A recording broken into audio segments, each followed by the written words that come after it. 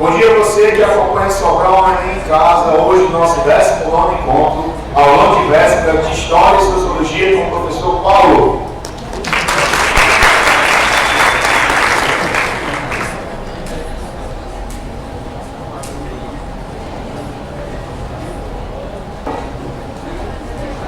Muito bom dia, Sobral. Quase boa tarde, né?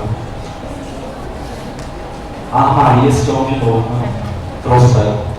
Alguém disse que gostou, chamaram de volta e eu estou aqui mais uma vez, sabe, gente, para essa aula de véspera, para tentar, não dificultar as coisas, mas na verdade ter uma conversa hoje mais leve, sabe, resolver umas questões de maneira mais tranquila e eu tenho certeza que ao longo de todo esse tempo vocês se prepararam muito bem.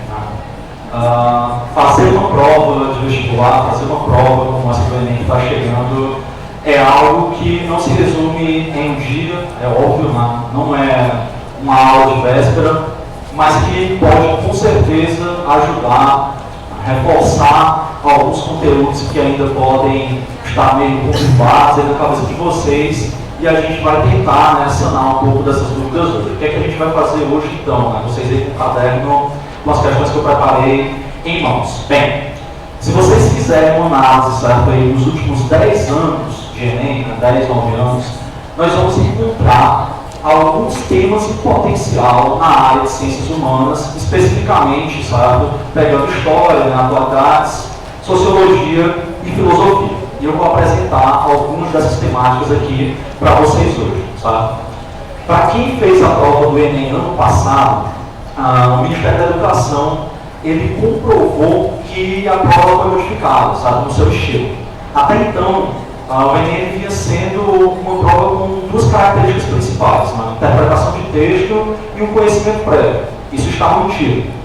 Só que talvez tenha sido o caso de alguns de vocês aqui, já aconteceu o seguinte: pegar uma questão, uma temática que talvez você não tivesse um conhecimento prévio muito aprofundado, mas ainda assim, sabe, você conseguiu ir lá, ler o texto, ler os itens, fazer uma boa interpretação de texto e conseguir responder aquela questão. Talvez eu não tenha citado aqui agora um caso que já tenha acontecido com vocês em alguma prova e talvez possa até acontecer esse ano. Bem, a prova do ano passado, sabe, a característica de mudança dela é o fator conhecimento prévio, sabe? Ela trouxe questões de caráter mais objetivo em alguns momentos, exigindo um conhecimento maior sobre aquela determinada temática. Então eu fiz uma mesclagem hoje de questões para vocês, sabe? Para a gente tanto trabalhar esse conhecimento prévio sobre determinados assuntos, assim como um pouco de interpretação de texto, leitura de imagens também, que é algo sempre fundamental para essa prova que vocês estarão fazendo amanhã, sabe? Outros pontos também, né? Todo vestibular, algum professor deve comentar com vocês: olha, tal evento, né, está tendo aí uma comemoração de centenário, bicentenário, 50 anos, 10, 20 anos, enfim. Né? São os chamados temas em potencial, esses temas aí também importantes, que podem ser cobrados mediante essas datas históricas, sabe? Isso pode acontecer também.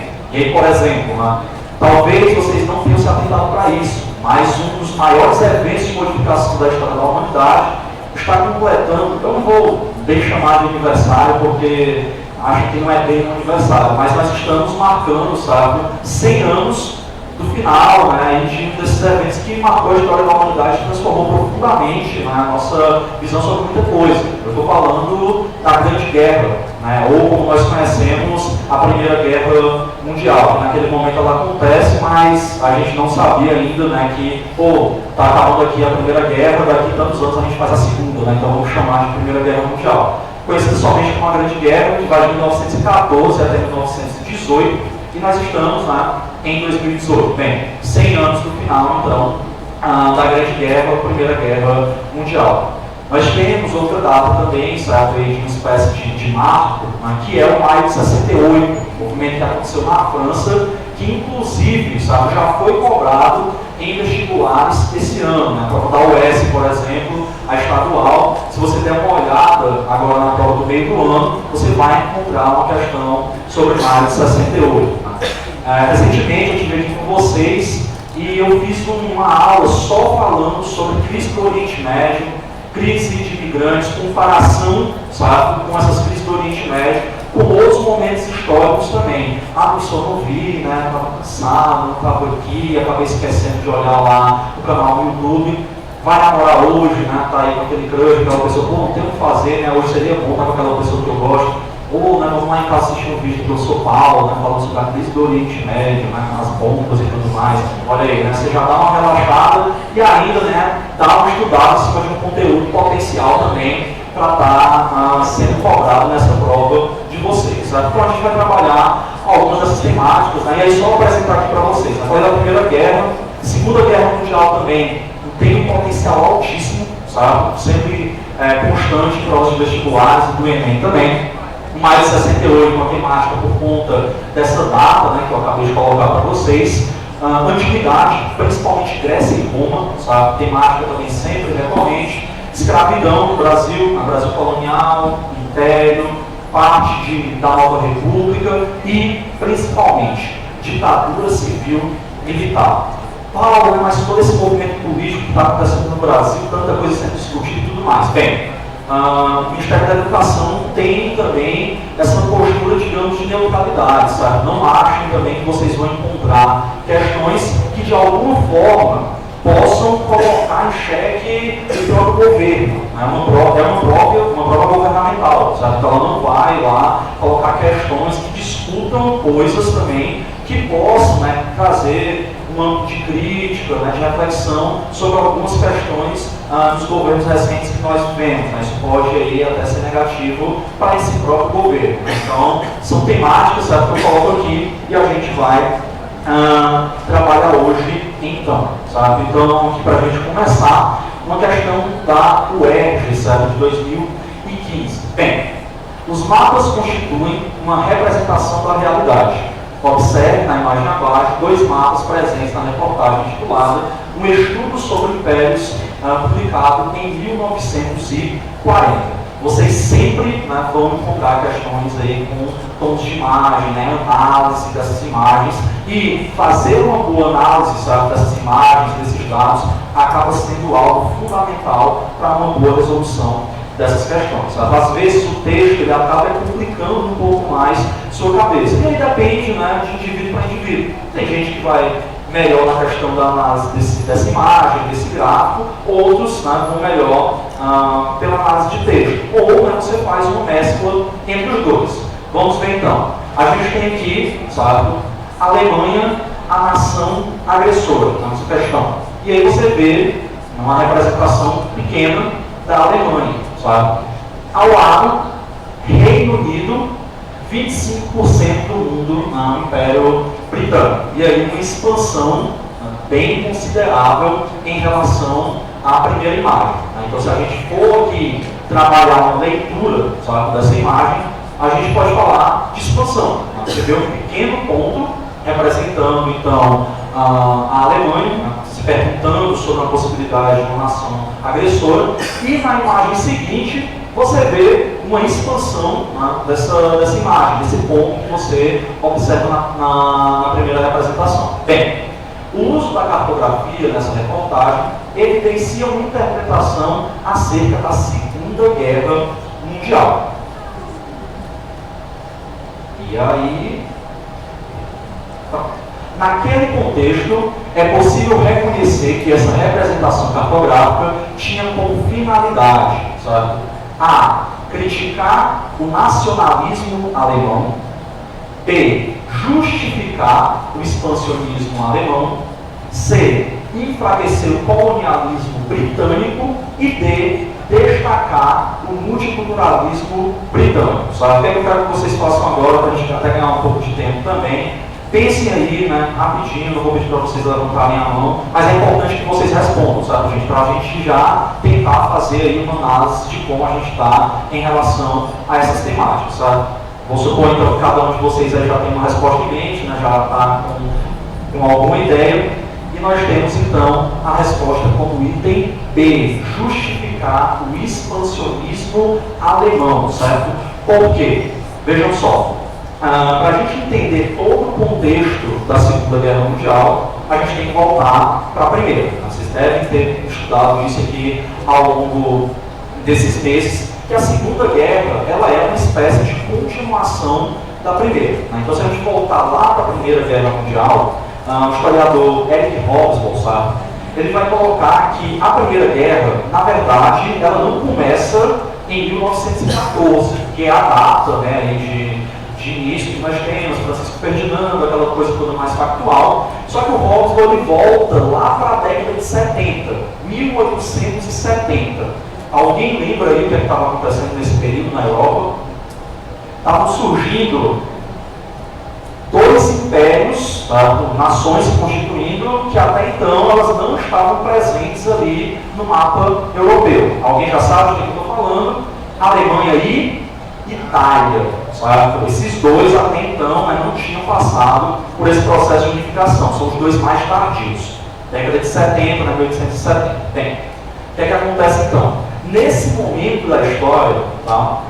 Boa parte dos outros impérios europeus já tinham colônias espalhadas, né, por todo o mundo. Hobsbawm vai colocar inclusive o seguinte também: nesse período não havia mais para onde ir. O mundo ele já tinha, certo, cartograficamente sido, bem entre aspas, descoberto, né, invadido, melhor palavra. Bem, então essas nações, né, que se formaram de maneira mais tardia, acabaram encontrando dificuldade para formar colônias, invadir territórios. Por quê?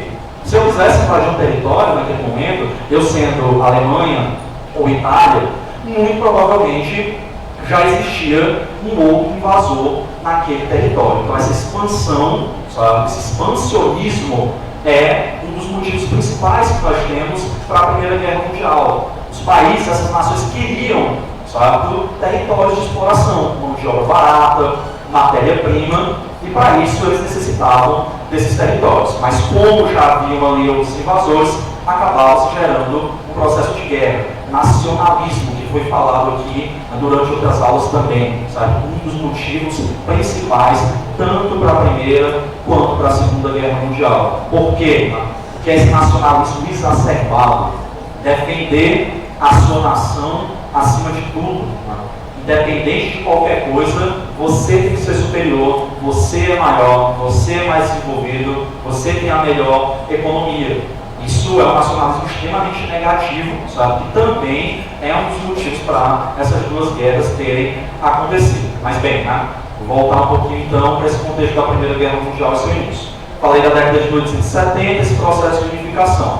Outro ponto que vocês podem encontrar, e aí a Guerra Franco-Prussiana, não sei se vocês lembram também, que envolve a formação da Alemanha. Primeiro nós temos a guerra entre a Áustria e Prússia, sabe?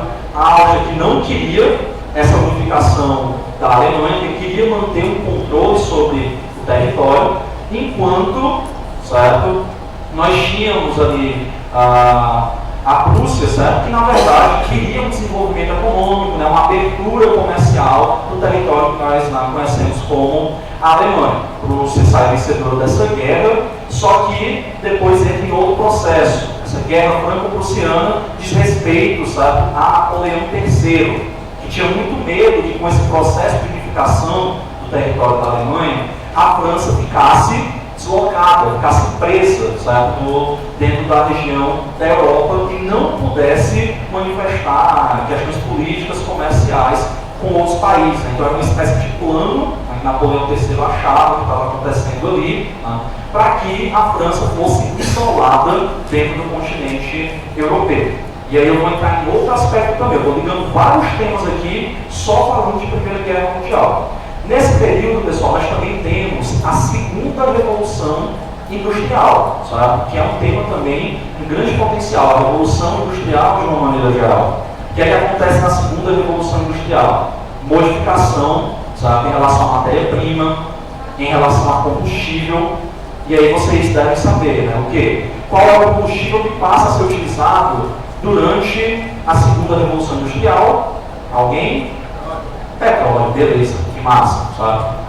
Qual vai ser o mecanismo, né, utilizado ali para também desenvolver energia, né, mover esse novo maquinário desenvolvido durante a segunda Revolução Industrial, o motor a combustão, né, que nós conhecemos até hoje, utilizado em carros, motos, caminhões, por aí vai. Né. Nós temos o desenvolvimento da energia elétrica e nós temos uma matéria-prima que vai substituir o ferro, que era muito utilizado lá na primeira Revolução Industrial. Que matéria-prima é essa? O aço, certo? E adivinhem qual era a região riquíssima, com muita abundância de aço? A Alemanha. Ou seja, essa unificação da Alemanha passa a preocupar também a Inglaterra, sabe? Porque a Alemanha passa, então, a ser um grande produtor de uma matéria-prima importantíssima naquele momento da história. O aço, mais leve, mais abundante na natureza do que o ferro. Bem, falei sobre vários assuntos só ligados à Primeira Guerra Mundial, a quantidade de coisas, né, que tem para a gente pensar em relação a isso. Bem, a Primeira Guerra Mundial acaba então em 1918, né, acaba, entre aspas, a gente pensar a sua continuidade. Período entre guerras, né, 18 até 39, quando eclode a Segunda Guerra Mundial. Nesse período nós temos surgimento dos regimes totalitaristas, nazismo, fascismo, se quiserem engloba o comunismo também como regime totalitário, sabe? Mas com características, cada um com características próprias, distintas. Tá?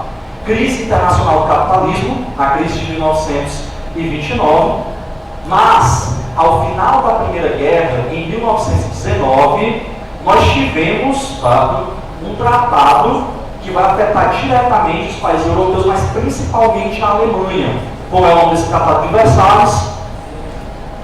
Tratado de Versalhes, muito bem, certo, gente? Vocês estão prontos. Então, o Tratado de Versalhes, gente, de 1919, tá, ele coloca uma série de sanções acerca da Primeira Guerra Mundial. Só que quem vai pagar de forma mais pesada a Primeira Guerra é a Alemanha. Sabe? O Tratado de Versalhes ele assinado com a Inglaterra, a França, né, por aí vai, coloca que a Alemanha foi o principal responsável pela guerra. Se não tivesse a Alemanha, estava todo mundo em paz, né, de boa, explorando os territórios, mão de obra barata, estava tudo bem. Mas a Alemanha foi entrar nesse processo, então a gente vai ter que punir a Alemanha. Que punição é essa? A Alemanha paga uma taxa pesadíssima financeira aos outros países participantes da guerra, sabe? Nós temos também, né, o impedimento da Alemanha de desenvolver um exército, novamente, máximo 100 mil homens, né, sem poder desenvolver uma frota naval, tanques e por aí vai, né? Enfim, isso gera um sentimento de revanchismo muito grande na população alemã, principalmente em uma figura histórica muito conhecida de vocês, conhecida como Adolf Hitler, sabe? Que vai ser aí um dos grandes líderes, né? O maior líder nazista que nós tivemos naquele momento. Bem, o que é que Hitler queria então? Fazer um novo expansionismo alemão. Se vocês pegarem, gente, o início da Segunda Guerra Mundial, período anterior a ela, sabe? O que é que o Hitler estava fazendo?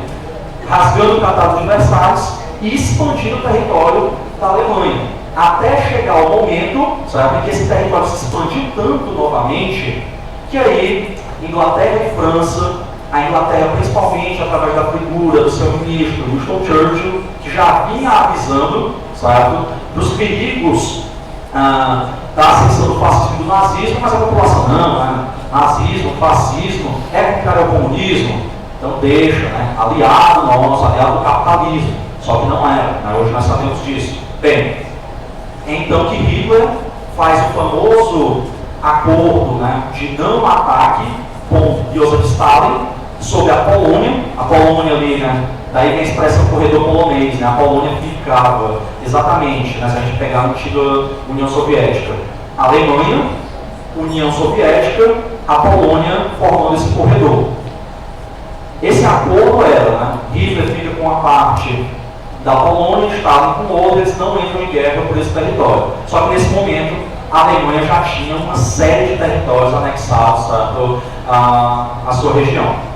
E aí vem aquela questão, Hitler, se você invadir a Polônia, estará declarada guerra à Alemanha, sabe? Só que Hitler naquele momento já tinha invadido tanto lugar, não era a Polônia, invadiu uma Polônia que ia fazer ele voltar atrás de tudo que já tinha acontecido. mais um ponto, então, de expansão do território da Alemanha, e nós temos, né, o início estopim da Segunda Guerra Mundial. Então, a resposta aí tem meio justificando esse expansionismo alemão, sabe? Vamos lá para a nossa próxima questão, tá? Vou pular aqui um pouquinho, certamente eu quero para a gente dar tempo para responder tudo, tá? Mas vamos lendo aí com calma. É um texto, tá, que fala sobre a questão da antiguidade, certo? No caso da Grécia. E aí eu vou chamar a atenção aqui para alguns pontos, tá? Por exemplo, quando nós falamos aqui da questão da Grécia como uma nação, certo? A nação grega, né? Que o texto vai trazer aqui em alguns momentos. Mas aí, né, com base no texto, pode-se apontar corretamente, né? O que é que nós temos de características da Grécia, certo? Da antiguidade, nesse momento. Item a desorganização política da Grécia Antiga, que sucumbiu rapidamente ante as investidas militares de povos mais unidos e mais bem preparados para a guerra, como os egípcios e macedônicos. Sabe? Se vocês prestarem atenção, lembrarem aí da Grécia Antiga, vocês podem, né, ter a ideia de que durante muito tempo a Grécia viveu um período de guerra civil. As polis gregas disputavam muito espaço umas com as outras, para saber quem dominava realmente o território grego. Sabe? É um ponto para a gente pensar aqui e chamar a atenção. O item B, a necessidade de profunda centralização política, como a ocorrida entre os romanos e cartaginenses, para que o povo pudesse expandir seu território e difundir sua produção cultural. Se tem uma coisa que a gente não pode dizer sobre a Grécia Antiga, é que havia centralização política. Sabe? As cidades-estados, se vocês lembrarem, são justamente o oposto a isso. Sabe? A cidade-estado, cada uma tinha o seu modelo de organização, sua forma política e econômica. Então, centralização e Grécia, se vocês encontrarem isso em qualquer afirmativa, por favor, né, já pulem logo, saiam dali, a não ser que esteja pedindo a falsa. Né? Porque centralização política e econômica na Grécia, na antiguidade, né, a gente sabe que são coisas que não batem. E tem C, a carência entre quase todos os povos da antiguidade de pensadores políticos. Precisa continuar aqui esse item. Se vocês prestarem atenção, né, carência de pensadores políticos na Grécia, né, é só citar aqui, por exemplo, a gente vai começar com Sócrates, vamos para Platão, Aristóteles, os clássicos, né, talvez os mais conhecidos de todos nós, mas que existem vários outros, né, que a gente pode passar dias aqui citando e falando sobre suas obras. D, a inadequação do uso de conceitos modernos como nação ou Estado nacional no estudo sobre a Grécia Antiga, que vivia sobre outras formas de organização social e política. Sabe?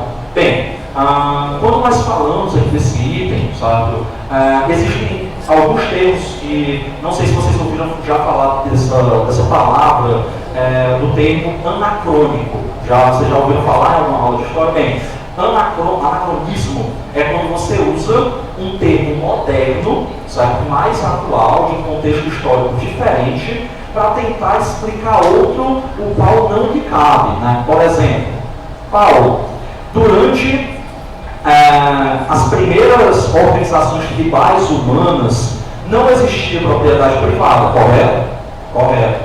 Era tudo da comunidade, tudo pertencia ao outro, né? Se eu caçava alguma coisa, não é porque eu fui o último a golpear o mamute, né? Eu sou o hominídeo mais bonito aqui dessa comunidade, então eu vou ganhar mais carne. Não, isso não existe, era tudo dividido ali de uma maneira justa e igualitária.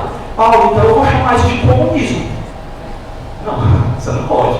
Por quê? Tanto esse socialismo como o comunismo são termos que vão surgir quando? Lá no século XIX. Sabe? Então, como é que você vai usar uma terminologia do século XIX para explicar sociedades, tá, da antiguidade, lá, as primeiras tribos humanas? Né? Isso não bate, não faz sentido. Sabe? É um outro contexto, é uma outra forma de pensamento. Ou seja, se a gente pensar aqui, tá, Estado ou nação que nós conhecemos hoje, sabe? Eu posso dizer para vocês que o Estado brasileiro é equivalente de alguma forma à cidade-estado grega? Não é. Né? não é uma nação. A Grécia não era uma nação. Não existia ali um território da Grécia unificado. As cidades-estados, como eu falei, cada um tinha ali sua característica, sua peculiaridade. Tá? O item D também em potencial. Separei o A e o D aqui, que são dois que chamam a atenção. E o item E, a valorização na Grécia Antiga dos princípios do patriotismo e do nacionalismo, como forma de consolidar política e economicamente o Estado Nacional. Bem, se a gente acabou de dizer que a Grécia tinha uma divisão extremamente grande, significativa, que chamava a atenção, falar de patriotismo, né? Você não era grego, você era ateniense, sabe? Você era espartano, né? Então você tinha características da cidade-estado, não da Grécia. O item é um fácil de eliminar. E chama-se a atenção para isso na prova do Enem, pessoal. Por favor, tem muito aluno, tá, que, por exemplo, chega assim: o item D, cara, tá muito legal, tá muito bonito, me apaixonei por esse item, acho que vai ser ele mesmo. Tá muito legal, né, eu entendi, tá tudo certinho. Aí a pessoa vai e lê o item E, aí, poxa, né, agora eu estou em dúvida, porque o E também chamou a minha atenção. Veja bem, gente, o item D e o item E é o que nós chamamos de itens contraditórios. Um está dizendo o oposto do outro. Então, se você achava que o item D era muito bonito, estava lhe chamando a atenção, sabe, com base nos conhecimentos que você tem sobre a Grécia Antiga, não era, né, para você ter essa dúvida sobre o item E, porque ele é oposto, né, está dizendo o contrário do item D. E aí a gente ficou entre A e D, né, são dois itens que para mim eles chamam a atenção. Aí eu vou falar para o item A. A desorganização política da Grécia Antiga, que sucumbiu rapidamente ante as investidas militares de povos mais unidos e mais bem preparados para a guerra, como os egípcios e macedônios. Bem, se a gente voltar para o texto, sabe que eu dei uma puladinha para a gente ganhar tempo, apesar de eu falar muito vezes, acaba não sendo tão grande, mas preste atenção. Se você voltar no texto, ele não vai falar tanto sobre esses aspectos, sabe? E lembre-se também que o conquistador, quem invadiu o território da Grécia, foi um cara chamado Filipe II, pai de Alexandre o Grande, certo? Então tem algumas informações aí do item A que elas não vão, né, condizer tanto com o texto quanto com as relações, né, ao período da Antiguidade grega. Então nós temos como mais correto aqui, né, o item certeiro, item D. Certo? Espero que vocês estejam acertando e, por favor, né, qualquer coisa, levantem a mão aí, peçam para participar juntamente comigo. Terceira questão, vamos falar sobre ditadura civil militar. Certo? Uma coisa já de cara no Enem para vocês. Vocês vão encontrar a terminologia ditadura civil militar. Certo? Eu acredito que vocês já têm uma compreensão do porquê. Né? Hoje nós sabemos que a ditadura não aconteceu só por conta dos militares. Existem grupos, né, inclusive dentro das camadas militares, que eram contrários à ditadura, assim como, sabe, existem parcelas sociais favoráveis à ditadura. Né? Nós tivemos Rede Globo de televisão, por exemplo, existem documentos hoje que comprovam a participação da Rede Globo nessa efetivação. Categorias dentro da igreja também, sabe, que ficou separada, alguns favoráveis, outros contrários, né, até hoje. Grupos de classe média, sabe? Então havia também uma adesão social, tá? Então vamos lá. Bem, de acordo com o Boris Fausto, e sobre o período da ditadura militar no Brasil, o governo Médici não se limitou à repressão, distinguiu claramente entre o setor significativo, mas minoritário na sociedade, adversário do regime, e a massa da população que vivia um dia a dia de alguma esperança nesses anos de prosperidade econômica. A repressão acabou com o primeiro setor, enquanto a propaganda encarregou-se de, pelo menos, neutralizar o segundo. Para alcançar esse último objetivo, o governo contou com um grande avanço das telecomunicações do país após 1964. Sobre esse avanço e sobre o governo Médici, marque a alternativa correta. Então vamos ver aqui, sabe, essa relação da propaganda, sabe, durante a ditadura civil militar, junto, né, ao governo aqui do Médici. Item A. No governo Médici foi criada a Assessoria Especial de Relações Públicas, a AERP. Na época, o Brasil conheceu expressões como ninguém segura esse país e a marchinha para frente Brasil. Item B. No governo Médici, ocorrido de 68 a 76, o Brasil passou pelo chamado milagre econômico que combinou um extraordinário crescimento econômico com taxas bastante altas de inflação. O item C, houve maior facilidade de crédito e em 1970 a porcentagem de residências urbanas que possuíam televisão chegava a 40%. Ainda neste período, e com o apoio do governo, a Rede Globo sofreu uma grande expansão, tornou-se uma rede nacional e também porta-voz do governo militar.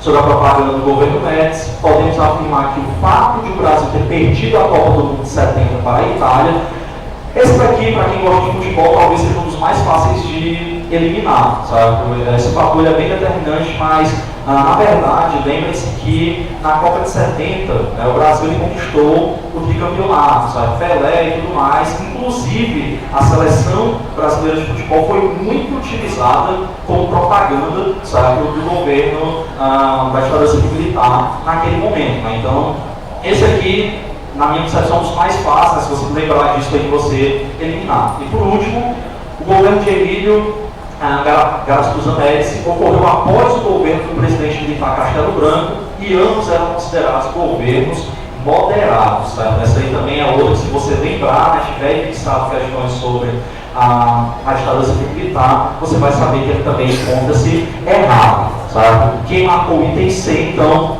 marcou a resposta correta. Vamos lá, por quê?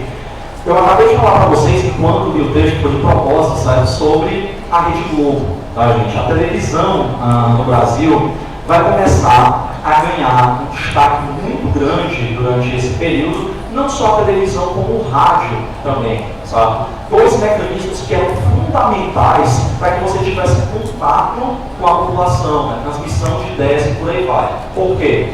Paulo, mas os jornais, né, aquela coisa toda. Bem, gente, o jornal, durante muito tempo na história do Brasil, ele é um meio de comunicação bem ambíguo, sabe? Porque para você ter acesso ao jornal, você precisa ser alfabetizado, não é? Você precisa saber ler, ter esse contato letrado. E isso durante muito tempo, se a gente for pensar até hoje na história do Brasil, é algo bem difícil, sabe? Mas tem a televisão, ela transmite essa mensagem de maneira muito mais rápida. Tem alguém ali lendo, né, digamos assim, transmitindo essa mensagem para você. Então, a Rede Globo, nesse momento, ela cresce muito porque ela vai contar com investimentos do governo, sabe, para que ela pudesse se expandir e ser ali uma porta-voz, uma propagandista do governo nesse período, sabe? Então, lembre-se dessa relação. Crescimento da televisão, propaganda, investimento, sabe, nessa informação, para que pudesse haver um diálogo, uma transmissão de ideias, na verdade, né, com a população sobre os interesses do governo. Então, acertando aí, está muito bem, pessoal, todo mundo tranquilo. Tá? Então, quarta questão, que é o maio de 68. Então, essa questão ela é relativamente simples, tá? Mas eu coloquei mais para a gente discutir essa temática. Bem, o maio de 68 tornou-se muito conhecido por frases de ordem e dizeres questionando os valores da sociedade ocidental que foram espalhados pelos estudantes.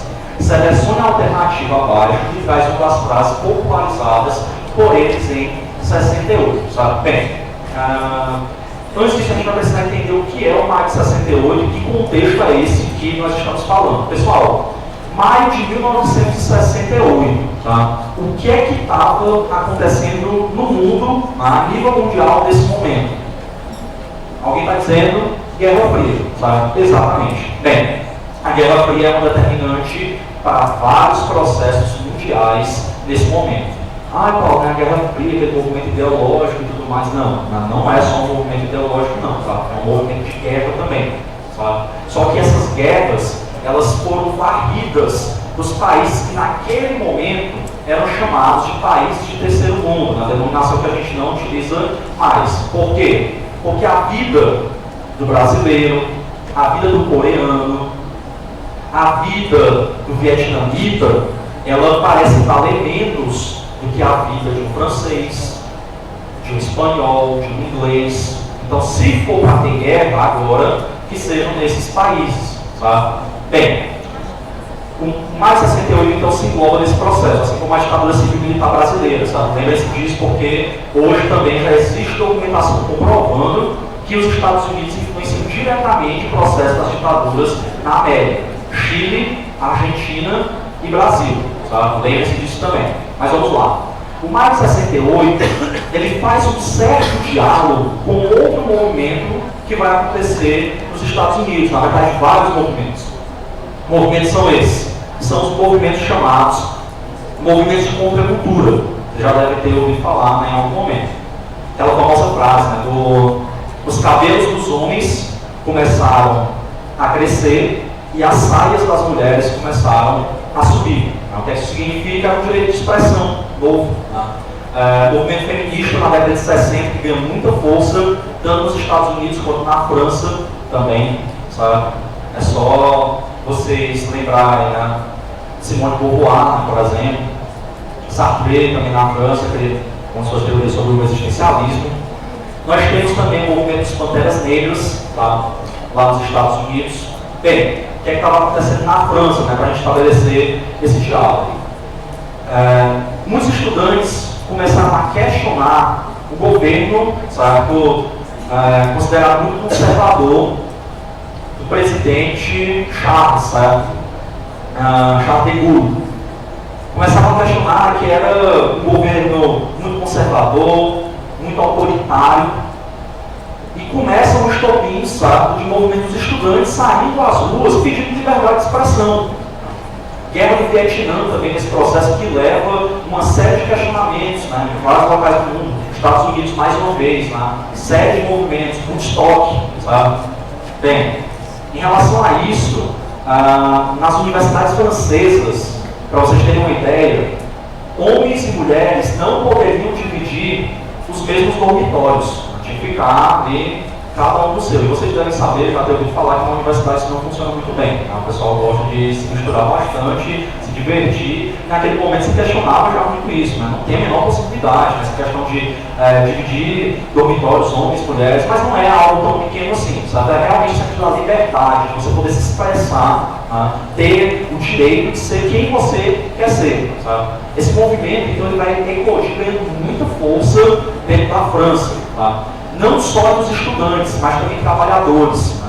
Nós vamos ter muitos trabalhadores fazendo greves, interrompendo o trabalho nas fábricas e por aí vai, questionando o governo francês, né? Em busca de maior liberdade, de maior direito de expressão. Esse movimento, gente, no final das contas, se a gente for pensar as conquistas diretas que ele obteve, né, uma lei, alguma questão desse tipo, até mesmo a derrubada de governo, ele não alcançou. Tá? Só que o que vocês vão ter que lembrar sobre o Maio de 68 é a questão ideológica. Sabe? Das pessoas irem às ruas, lutarem pelos seus direitos, pedirem liberdade, pedirem direitos, certo? Se unificarem em prol de causas muito interessantes para a população, para a sociedade humana naquele momento. E aí nós vamos ter algumas frases, certo, que vão marcar esse período. Né? Uma delas, acho que todo mundo já deve ter visto em algum lugar, por exemplo, é proibido proibir. Acho que todo mundo já ouviu essa frase em algum momento. Ela ganhou muita força na França durante o Maio de 68.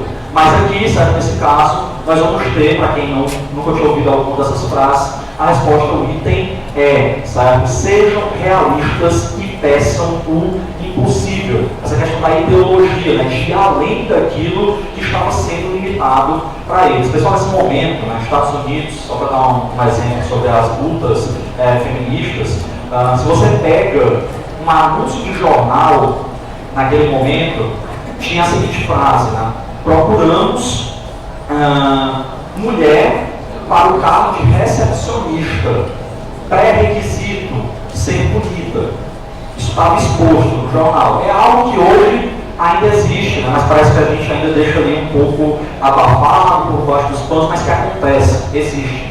Existiam mulheres, né, muitas, com mestrado, doutorado, mas que não conseguiam espaço no mercado de trabalho. O racismo, então, nem se fala que até hoje é algo institucionalizado nos Estados Unidos. Sabe? Tem alguns documentários da Netflix que falam sobre isso, como 13ª emenda, né? Talvez você já tenha ouvido falar, bem interessante também, certo? E fica aí a dica para vocês assistirem em algum momento. Mas vamos lá para a nossa quinta questão, mais uma sobre a ditadura civil militar. Bem, o historiador Daniel Arão Reis tem defendido que o regime instaurado em 64 não seja conhecido apenas como ditadura militar. Eu acabei de explicar para vocês. mas como ditadura civil-militar, pois contou com a participação civil.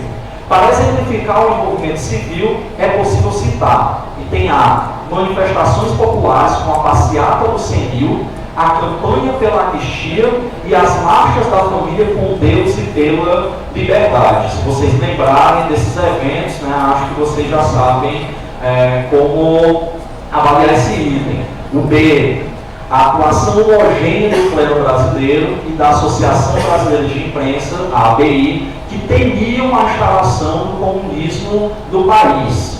E tem C, a participação da população nas eleições parlamentares, legitimando as decisões políticas por meio de referentes. Temos itens que são bem absurdos, tá, gente? Então, por favor, se vocês encontrarem na prova, não vão marcar isso, que eu estou confiando em vocês, tá? Eu entender o apoio de empresários, grupos midiáticos, políticos civis e classes médias urbanas que davam sustentação aos militares. Sabe qual é, às vezes, o problema do aluno de ensino médio, que está em cursinho, que vai fazer o Enem?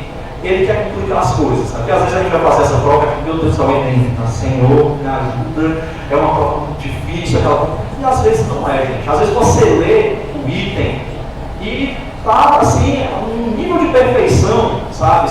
Ele diz assim, me marca, né? Eu tô certo, ele já tá, você vai ler, ele já vai dizendo isso, aí você vai dizer, não é possível. Não é esse daqui, não. Tem que ser, tá muito fácil, né? Tem que ser outro. Você tende a se colocar para baixo, você acha que você sabe não é suficiente, que começa a questionar sobre o seu próprio conhecimento, mas você sabe. Então, quando esse item te chamar, né, vem cá, dá um abraço, né, sou eu, né, você vai lá e marca. Nesse caso aqui, gente, é o item D. Né? Você pega esse item e você vê que ele está ali bonitinho dizendo para você quem eram esses apoiadores da ditadura civil-militar. Né? Como eu falei aqui agora há pouco, grandes grupos de empresários, grupos midiáticos, sabe? Políticos civis e a classe média urbana brasileira, sabe? Então, quando você vê um item assim, poxa, né, tá aqui, eu não tenho dúvidas sobre nada que está escrito nele. É a resposta, não duvide de você, porque você se preparou para esse momento, você é capaz, você pode, sabe? Então, vai lá e não vai ganhar essa questão por isso. Até porque vocês sabem o TRI, né, deve ter sido conversado com vocês aqui, a teoria de resposta ao item do Enem, as questões fáceis, médias, difíceis, sabe? Então, tenham cuidado também em relação a isso. O item A que eu tinha falado, né? Paulo, é a passeata do 100.000 e a campanha pela anistia junto com as marchas da família com Deus pela liberdade. Gente, são eventos que se contradizem. Né? Um é favorável à ditadura e o outro já é questionando, sabe? Então, cuidado também para vocês não se confundirem em relação a questões como essa, tá? Que é uma questão de nível fácil, tá? A sexta aqui, uma questão da FUVEST de 2014. Essa a gente vai falar agora sobre história do Brasil, sabe? A história do Brasil sempre cai, tá? Isso aí é determinante. Principalmente período de escravidão, que é essa questão que eu vou trabalhar aqui com vocês, sabe? Período colonial, a questão império, revoltas, sabe? Isso, movimentos revolucionários, né? Cai bastante, mas vamos lá. O tráfico de escravos africanos para o Brasil, né? E aí, os itens, bem direto. Item A, teve início no final do século XVII, quando as primeiras jazidas de ouro foram descobertas nas Minas Gerais. Eu pergunto para vocês, antes dessa descoberta do ouro em Minas Gerais, já tinha ou não escravo no Brasil? Vamos de novo, vai todo mundo de já, certo? Antes da descoberta das jazidas de ouro aqui no Brasil e Minas Gerais, tinha ou não escravo no Brasil? Obrigado, é isso aí mesmo. Tá? Então não vamos marcar isso, certo? Lembre-se, né? Antes dessa descoberta do ouro já existiam escravos no nosso território, principalmente nas lavouras de açúcar, sabe? Lembre-se disso, os engenhos, né? Muitos escravos trabalhando lá. Item B, foi pouco expressivo no século XVII, eu preciso continuar? Dizer que a escravidão, principalmente nesse período, foi pouco expressiva aqui no Brasil? Não, né? Item C, teve início na metade do século XVI e foi praticado de forma regular até metade do século XIX. Mas vamos ver os outros, só para ter certeza. Então, item D, foi extinto quando da independência do Brasil a despeito da pressão contrária das regiões auríferas. A gente sabe que ainda durante o período imperial tinham-se muitos escravos. Ah, Paulo, né, mas aí tem toda aquela questão da libertação dos escravos, proibição do tráfico internacional. Vamos me marcar para entender esse porquê. A proibição do tráfico internacional, que foi feita pela Inglaterra, sabe, na sua interferência aqui no Império Brasileiro, não acabou com o tráfico interno de escravos. Isso vocês já devem ter ouvido falar em algum momento, só não lembrava, mas deve se lembrar agora. E outro, sabe, mesmo com a questão da abolição da escravidão, toda aquela coisa, gente, racismo, sabe? O escravo era liberto, ele ia fazer o quê? Ele não tinha emprego, ele não tinha espaço social, não tinha salário. Ele preferia voltar a ser escravo, porque pelo menos ele tinha uma possibilidade de sobrevivência, uma comida, um local para dormir, uma roupa para vestir, sabe? Então, lembrem-se disso, tá? E o item dependeu desde o seu início diretamente do bom senso das capitanias hereditárias. Eu acho que bom senso é um negócio que é um termo que a gente não pode utilizar para falar de invasão e colonização da América Portuguesa, sabe? Então, a resposta correta aqui, o item C, sabe? Você tem certeza que está acertando tudo isso, vai estar muito certo. Bem, outra questão de imagem, essa também, sabe? Uma de nível fácil. Paulo, mas é só questão fácil também, né? Que já levantar nossa autoestima, mas não precisava de tanto, não. Não é isso, gente, sabe por quê? Com TRI, quanto mais questões do mesmo nível, principalmente do fácil, você conseguir acertar, é melhor. Sabe por quê? Se você erra 5 questões fáceis, por exemplo, mas não vai acontecer isso não vai. Desculpa, não vai, mas vamos supor, você erra lá muitas questões fáceis e acerta muito difícil, aí Paulo me garantir. Não. Sabe o que o sistema pode entender de você? Que você chutou. Você erra as questões difíceis, ou erra as questões fáceis e vai olhar se é muito difícil. Mas pode ser que você só tenha chutado. Então a gente tem que manter o equilíbrio, sabe? Então vamos focar também no nível dessas questões, né? Não vamos errar o que é simples, né? Isso é fundamental em uma prova como o Enem. Durante a Segunda Guerra Mundial, a ação do Partido Nazista na Alemanha ampliou a propaganda com os que foram considerados inimigos internos da nação germânica, né? Por aí vai. Essa imagem, gente, né?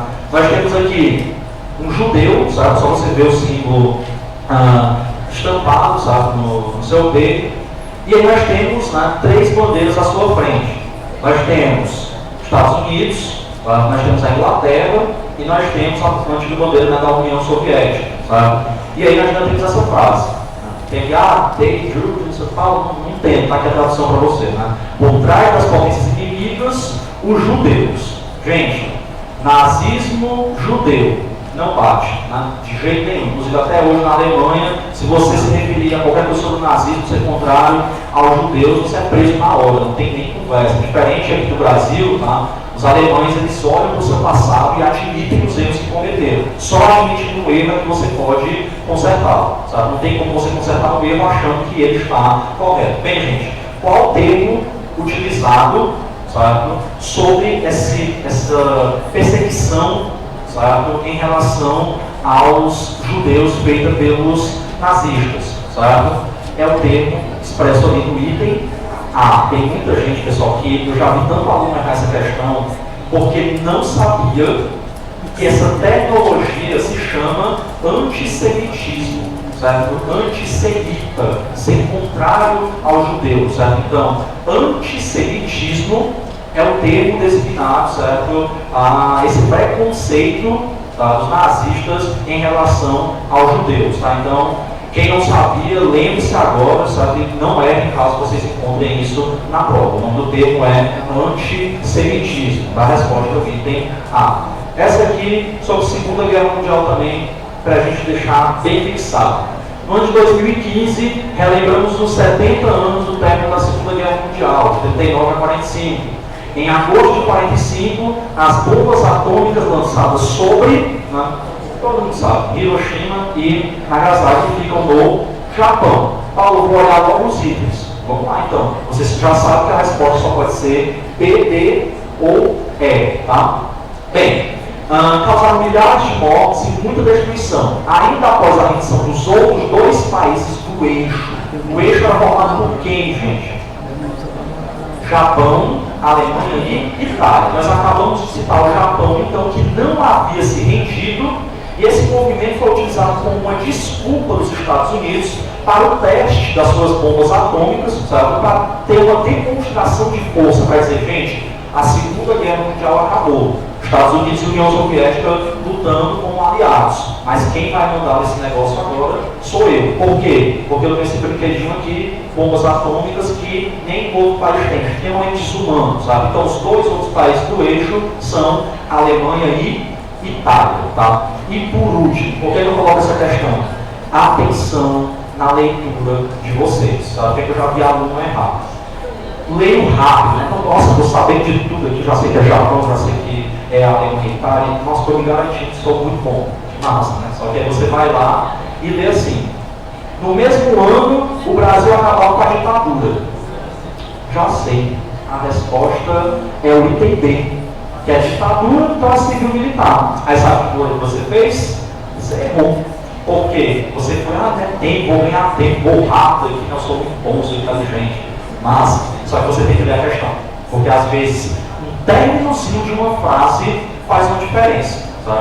Primeiro, se você lembrar, ditadura civil-militar não cabe aqui nesse contexto. Sabe? Nós não ainda estamos vivendo esse processo no Brasil. Sabe? Nós estamos vivendo outra ditadura, que é a ditadura de 37, iniciada por Getúlio Vargas, que vai até 1945, período da Segunda Guerra Mundial, onde depois Getúlio Vargas, né, sai do poder, porque afinal de contas ele foi aliado dos Estados Unidos por uma troca econômica. Por exemplo, a siderúrgica lá de Volta Redonda, né, foi criada como um pacto de aliança. Não sei se vocês sabiam, né, mas vocês já assistiram, alguém já assistiu o filme que é animação Você Já Foi à Bahia? Do Walt Disney, né? Do Walt Disney, alguém já viu? Não? Bem, gente, essa animação foi feita pelo Walt Disney como propaganda de guerra. Ele era muito nacionalista e propagandista de guerra. Política de boa vizinhança. O Zé Carioca, o malandro, a representação do brasileiro, com o Pato Donald. Vamos ser amigos, né? Vamos andar de mãos dadas e destruir e matar algumas pessoas aí pelo mundo nesse contexto de guerra. Né? Então, essa política de aliança foi feita no final da Segunda Guerra Mundial. Ela acaba porque os Estados Unidos estavam lutando contra o fascismo na Europa. E o governo getulista, vocês devem saber que ele tinha uma aproximação muito grande do fascismo, principalmente o polonês. Tá? Esse período, gente, de ditadura de 37 a 45 é conhecido como Estado Novo. Resposta então correta, porque você leu a questão com calma, é o item D, certo? Vamos lá, nona questão. Na verdade, a nona, como é a Segunda Guerra Mundial de novo, item B, só é uma questão simples, até o que é que marca o início e o final da Segunda Guerra. A invasão da Polônia por Hitler, que eu falei para vocês no início da aula de hoje, e também as bombas atômicas que vão marcar o final, Hiroshima e Nagasaki, para a gente conseguir resolver mais alguns aqui com vocês. Pronto, essa questão é bem interessante. Pessoal, Copa do Mundo, evento que aconteceu esse ano, certo? Com um teor extremamente político. Né? Nós tivemos pelo menos aí 2 movimentos políticos extremamente importantes, sabe, sendo reconhecidos durante a Segunda Guerra Mundial, ou sobre a Copa do Mundo, né? Falei da Segunda Guerra sobre a Copa do Mundo. Então, uma questão sobre esporte e política nessa relação com a história. Vamos lá. A avaliação dos itens e as suas afirmativas. Vamos logo para eles. Né? Primeira afirmativa. Durante o governo de Jânio Quadros, em 61, o futebol era o esporte mais praticado pelas elites e por isso os negros foram proibidos de compor a seleção brasileira de futebol. Tá? Estou vendo aí de vamos com calma. Se você não sabe se a primeira afirmativa. Outra coisa, Paulo, eu não sei se o item está correto. Eu estou com dúvida, então ele está certo, já que eu não sei. Que bom, né? Você não sabe o que é que está lá, então está certo. Né? Olha, às vezes, o que é que você tende a pensar na hora de uma prova. Se você não sabe o que é, gente, você não sabe. Né? Não vai dizer que está certo porque você não sabe. É o que eu falei. Confie no seu conhecimento. Confie naquilo que você estudou. Então vamos para o segundo. No primeiro governo Vargas, durante a Segunda Guerra Mundial, houve a proibição de times fundados por imigrantes adotarem nomes estrangeiros, como os 2 Palestra e Itália, o Paulista que virou Palmeiras, sabe? Que não tem mundial, e o Mineiro que virou Cruzeiro, sabe? Paulo, tá certo, tá, gente? Getúlio Vargas, ele criou uma política, sabe, de tentativa de unidade nacional. Como é que ele fez isso? Investindo muito no futebol, que até hoje, né, brasileiro, futebol, na pentacampeão, aquela coisa toda, não tem educação, não tem futebol, mas beleza. E o samba. Getúlio Vargas pedia que nas rádios fossem tocadas músicas do samba, investiu em sambódromos, sabe, investiu no futebol. Construção do estádio do Maracanã, e como ele queria uma identidade nacional, não fazia sentido times brasileiros terem nomes estrangeiros, Palestra e Itália. O que é que ele pede então? Palmeiras e Cruzeiro. Item verdadeiro. Item 3.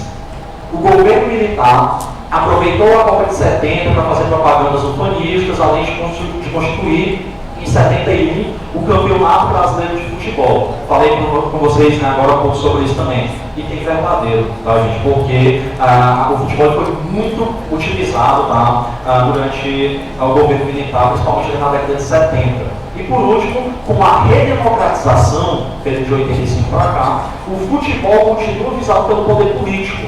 Porém, há uma distância maior entre política e futebol em comparação a períodos anteriores. Tá? Não, o futebol ainda é um evento muito político. Tá? Como eu acabei de falar, Copa do Mundo desse ano, dá para você fazer uma análise sobre a situação dos imigrantes na França, com base, certo, no resultado que nós tivemos nessa Copa do Mundo, né? Fazer toda uma análise política em relação a isso. Aí a gente viu aqui alguns itens, uns com dúvida, outros com certeza. O que é que a gente faz? A gente avalia, certo? Avalia o que é que tem lá, porque assim você pode, né, encontrar a sua resposta. E se você fizer essa avaliação, você vem aqui para o item certo? Onde 2 e 3 são verdadeiros. Olha, Paulo, mas aí como é que faz? Eu estava com dúvida do item 1, tá? Então, gente, estava com dúvida do item 1, sabe que o 4 é falso, sabe que o 2 e 3 são verdadeiros, é só você fazer uma leiturazinha que você consegue chegar à sua resposta. Pessoal, vou passar o gabarito para vocês, certo? Porque o tempo ele acabou, só para vocês marcarem. A 11ª, que a gente entraria aqui na parte de sociologia, falando sobre as críticas dos novos movimentos religiosos que criticavam ou apoiavam principalmente o capitalismo, certo? A questão de Weber. Nós temos a resposta do item B, certo? Falando sobre o puritanismo calvinista. Tá? A 12ª resposta, item B, falando sobre a questão rural do Brasil, sociologia. 12ª B. 13ª, o item A, falando sobre interação cultural, diversidade cultural, cultura, que é um tema sempre cobrado aí no Enem. 14ª, o item D, sabe, concentração fundiária. E 15ª, o item E, o conceito de ressignificação cultural. Pessoal, né, para a gente só finalizar, foi um prazer estar aqui com vocês. Essa é a primeira aula que eu estou dando depois de uma perda muito importante. Eu acabei perdendo um aluno de 15 anos, sabe, aqui na quinta-feira, sabe, o Miguel. Um dos alunos que eu já disse assim, cara, esse aluno no 3º ano, né, ele é um dessa sala que com certeza ele vai conseguir uma vaga em uma universidade pública, sabe? Então, assim, eu queria que vocês aproveitassem a chance de vocês, sabe? Porque vocês têm essa vida, vocês têm energia e exijam, na verdade, o que vocês merecem. Não se contentem com pouco, como foi falado aqui na primeira aula, sabe? Busquem uma universidade pública, busquem o que é de vocês por direito, tá? Vocês têm potencial para isso, vocês vão conseguir. Muita calma, serenidade, cuidem bem do tempo de vocês, isso é muito importante porque é uma maratona intelectual, tá? E eu tenho certeza que vocês vão conseguir, sabe? Depois eu espero os resultados, o retorno positivo que vai acontecer. Um abraço muito grande para todos vocês, obrigado pela atenção, eu espero ter contribuído com sucesso.